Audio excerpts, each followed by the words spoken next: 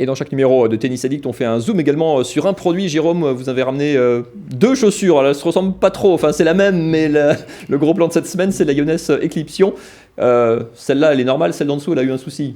Oui, en effet, c'est la chaussure qui a été élue chaussure de l'année 2019. Par vous, hein, par les tests Tennis Addict, de Tennis Addict. Absolument. Alors, comme vous voyez, on la soumet à un certain nombre de tests en laboratoire. C'est un peu violent. Hein. C'est vraiment nécessaire, ça ? C'est absolument nécessaire parce qu'il y a plein de choses qui ne sont pas perceptibles par l'humain.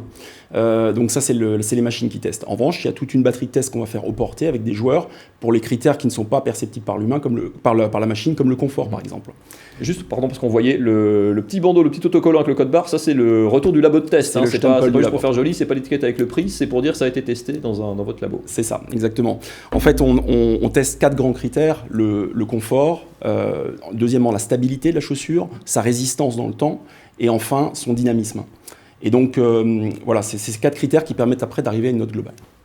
Ça veut dire qu'aaprès, on se fait évidemment, chacun se fait sa propre idée. Hein. On peut, si ça ne nous dérange pas de les user vite, on peut mettre l'accent sur un critère, ça peut dépendre du gabarit, chacun trouve chaussure à son pied. Ah bah alors justement, celle-là, c'est la chaussure où la majorité des personnes ont trouvé chaussure à leur pied, c'est la chaussure qui a été jugée la plus confortable de tout le panel.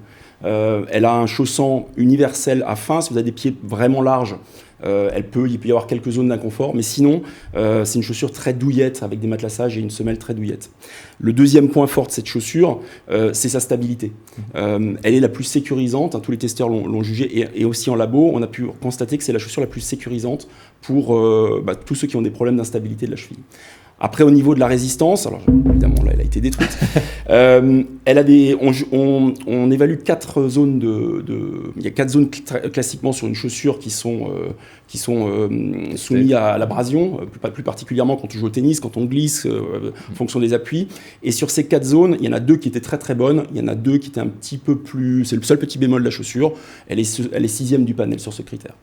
Enfin, sur le dynamisme, c'est une chaussure qui a une restitution en fait, c'est le rebond. Hein, quand on va chercher à mesurer en laboratoire la capacité de restitution d'énergie de l'avant-pied. Et c'est une chaussure qui est extrêmement performante également. Camille Talon, vous avez bien fait de venir. Elle a fait un tabac. C'est un modèle qui marche très bien. C'est un modèle plutôt de spécialiste. Comment après on la vend entre guillemets au grand public ? Oui, effectivement, comme le disait Jérôme, c'est un modèle qui va correspondre à un type de joueur assez polyvalent.